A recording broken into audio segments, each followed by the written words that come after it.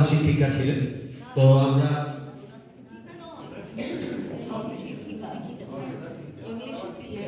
কিছুদিন টিআইসি ছিলাম, বাকি সময় আমি অ্যাসিস্ট্যান্ট টিচার হিসেবে কাজ করেছি।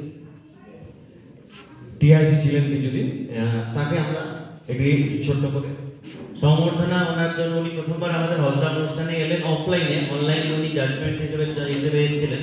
আমি অনুরোধ করবো রণজিৎ স্যার এবং ভারতী দাশগুপ্ত ম্যাডামকে একটু স্টেজে আসার জন্য। আমাদের দুজন valuable member Ranjit Das sir এবং ভারতী দাশগুপ্ত ম্যাডাম।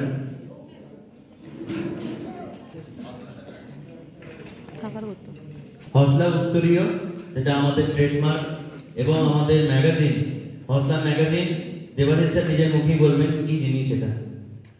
হজলা ম্যাগাজিন আপনারা জানেন, এর মধ্যে কি লেখা থাকে আপনারা নিজেরাই লেখালেখি করেন, তো সেটা নতুনভাবে বলার কিছু নেই। এবং নিজেদের যে প্রতিভা আপনারা তার প্রকাশ এই ম্যাগাজিনে লিখে প্রকাশ করেন, এবং সেগুলি এখন অডিও রেকর্ডিংও হচ্ছে। আপনারা যেগুলো লিখছেন সেগুলো অডিও রেকর্ডিং হচ্ছে, সেগুলি ইউটিউবে আপলোড হচ্ছে।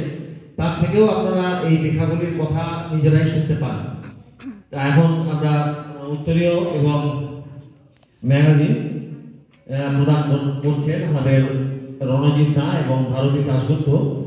এরপরে পরবর্তী অনুষ্ঠান আমরা আমাদের মধ্যে তিনজন মানুষ আরো উপস্থিত আছেন।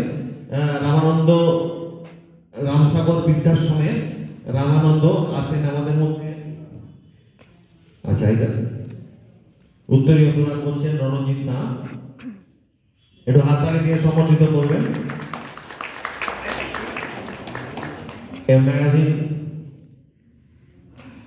এই ম্যাগাজিনটি আমাদের যে ইনফরমেশন কিওস্ক আছে সেখানে আছে। আপনাদের যদি মনে হয় এই ম্যাগাজিনটি আপনারা এখান থেকে সংগ্রহ করতে পারেন।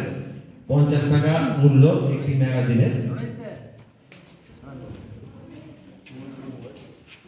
আমি আজ সম্মানিত হয়ে অভিনন্দিত হলাম, আপ্লুত হলাম, খুব গর্বিত হলাম, ধন্য হলাম।